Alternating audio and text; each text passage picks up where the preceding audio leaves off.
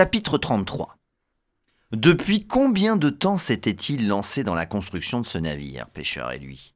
Lupin se demandait quand ils auraient enfin terminé.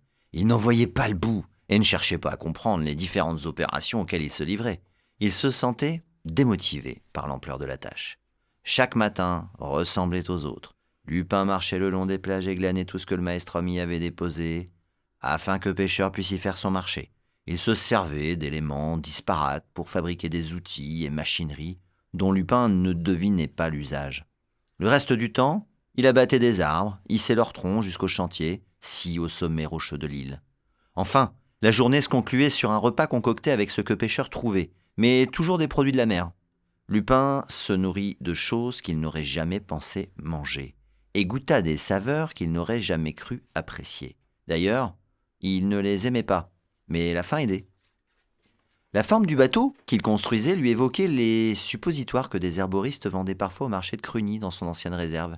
Ils montèrent la coque, comme Lupin avait déjà vu faire un tonnelier. Pêcheur soumit les troncs à une brève combustion, puis les assembla avant d'en soufrer le contenu. Lupin avait toujours connu des tonneaux cerclés avec des demi-branches de châtaignier. Ici, ils firent avec ce qu'ils trouvèrent. Lupin se retrouva à fabriquer des paquets de cordes tressées avec les feuillages de palmiers de l'île. Ils les utilisèrent pour en serrer la coque. Ce bateau parut à Lupin incroyablement solide. Le serait-il suffisamment pour être étanche et résister au poids de l'eau? Lupin s'en remettait à Pêcheur. L'idée de pénétrer le maelstrom sans noyade plut énormément à Lupin, même s'il n'avait jamais entendu parler d'engins capables d'évoluer sous la mer. Toutefois, Pêcheur semblait sûr de ce qu'il faisait et Lupin avait pu constater dans sa réserve qu'une fois le bois bien gonflé, les tonneaux ne fuyaient jamais. Pendant de longues semaines, ils travaillèrent à cette construction.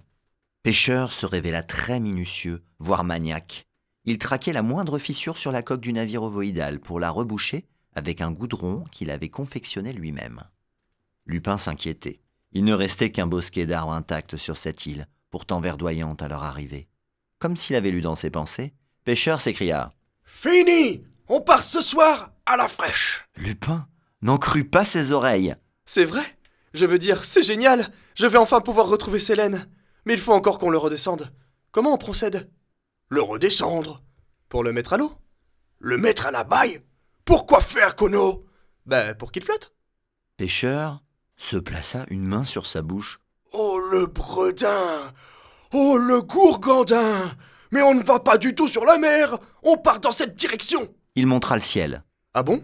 Ma foi, si c'est le chemin le plus court pour franchir l'autre tourbillon, allons-y. Moi je veux bien vous faire confiance, mais vous êtes sûr que le bateau peut voler? Je n'ai pas vu de mécanisme. »« Oui, mais de quoi tu me causes du second maelstrom? Décidément, je ne pige pas un broc à ce que tu baragouines aujourd'hui !» Ils se dévisagèrent pendant plusieurs minutes. Et ils saisirent au même moment qu'ils ne s'étaient pas du tout compris. Pêcheur s'était préparé ces dernières semaines à entreprendre un voyage jamais accompli par quiconque avec son bateau de pêche spatial, de conception révolutionnaire. Devant l'immensité de l'Antévert qui s'étendait au-dessus de sa tête, Pêcheur avait dû réviser ses prétentions. Être le plus grand pêcheur de la Terre lui paraissait désormais totalement ridicule.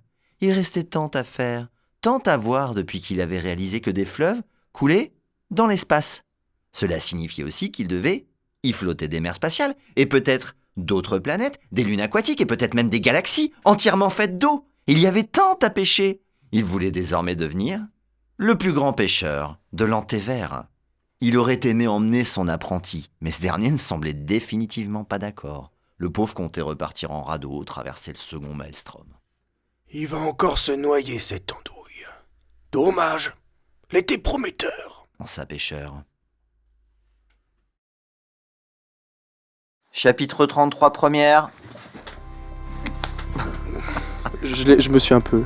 Non, mais ça ne dérange pas, ça m'amuse. Puis les assembla, avant d'en souffler le contenu. D'en souffrer. Bah non, bien c'est souffrer. On souffre le contenu des tonneaux quand on fabrique une barrique. Qu'est-ce que c'est que cette merde-là? Pendant plusieurs minutes, et ils saisirent au même moment qu'ils ne s'étaient pas du tout compris. Truite. On aurait dû se dévisager pendant plusieurs minutes. Ça aurait été trop longue minute.